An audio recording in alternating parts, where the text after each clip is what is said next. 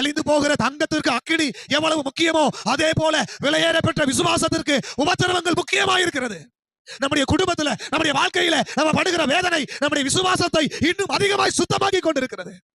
என்னை கேட்டுக்கொண்டிருக்கிற என் தேவனுடைய பிள்ளைகளே, விசுவாச மக்களே, ஆண்டவர் சொல்றாரு, உபத்திரவத்தை பார்த்து பயந்து போகாதீங்க, பிரச்சனையை பார்த்து பயந்து போகாதீங்க, ஒரே கொடுமையா இருக்குது என் வாழ்க்கையில, பயந்து போயிடாதீங்க. ஆண்டவர் சொல்றாரு, உங்க விசுவாசத்திற்கு இந்த உபத்திரவம் தேவைப்படுகிறது. இந்த உபத்திரம் வரும்போதுதான் உண்மையாகவே அவர்கள் சீசர்களா இருக்கிறார்களா இல்ல தேவைக்காக கடவுளை தேடுகிறார்களா என்பது தெரிய வரும். எத்தனை பேருக்கு நான் சொல்றது புரியுது?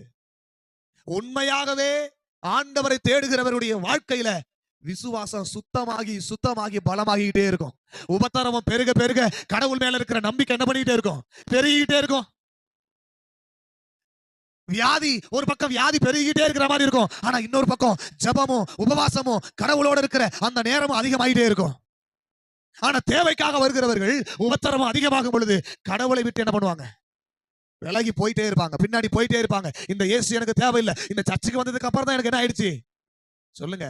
பிரச்சனை அதிகமாயிடுச்சு. ஆனா வேதம் சொல்லுகிறது, நீங்களும் நானும் அநேக உபத்திரவங்களுக்கு வழியாக, உபத்திரவங்கள் நடுவாக தேவனுடைய ராஜ்யத்துல பிரவேசிக்க வேண்டும் என்று கர்த்தர் சொல்லுகிறார்.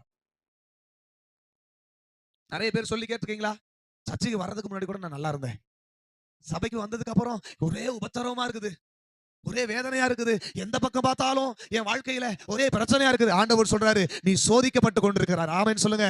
அல்லேலூயா. நீ சோதிக்கப்பட்டு கொண்டிருக்கிறாய். உன்னுடைய விசுவாசத்தை கர்த்தர் சுத்தமாக்கி கொண்டிருக்கிறார். யோபு 23வது அதிகாரம் 10வது வசனம் சொல்லுகிறது, அவர் என்னை சோதித்த பின் சுத்த பொன்னாக விளங்குவேன். ஆமென் சொல்லுங்க. அவர் என்ன சோதித்த பிறகு சுத்தமான பொன்னாக விளங்குவேன் அப்படிங்கிறாரு. அப்போ சோதனை உபத்திரவங்கள் எதற்கு? என்னை சுத்தமானாக மாற்றுவதற்காக, என் விசுவாசத்தை சுத்தமாய் மாற்றுவதற்காக, என் ஆவிக்குரிய வாழ்க்கையை இன்னும் ஒரு படி பரிசுத்தத்தில் என்னை மேன்மைப்படுத்துவதற்காக தேவன் எனக்கு உபத்திரவங்களை அனுமதிக்கிறார். பிசாசு என்ன பண்ணுவான் தெரியுமா? பாரு, நீ அங்க இருக்கும்போது நல்லா இருந்த, இங்க வரும்போது பாரு உனக்கு எவ்வளவு உபத்திரவம் அப்படியே சொல்லிக்கிட்டே இருப்பான்.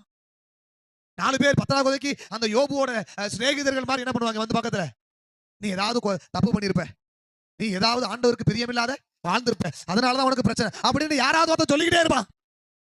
யோபுவோட மனைவி மாதிரி நீ இன்னமும் ஆண்டவர் ஆண்டவர் ஆண்டவர் பிடிச்சுக்கிட்டு வாழ்றியே, ஆண்டவர் இல்லைன்னு சொல்லி மறுதளிச்சுட்டு தயவு செய்து செத்துரு சொல்லுவாங்க.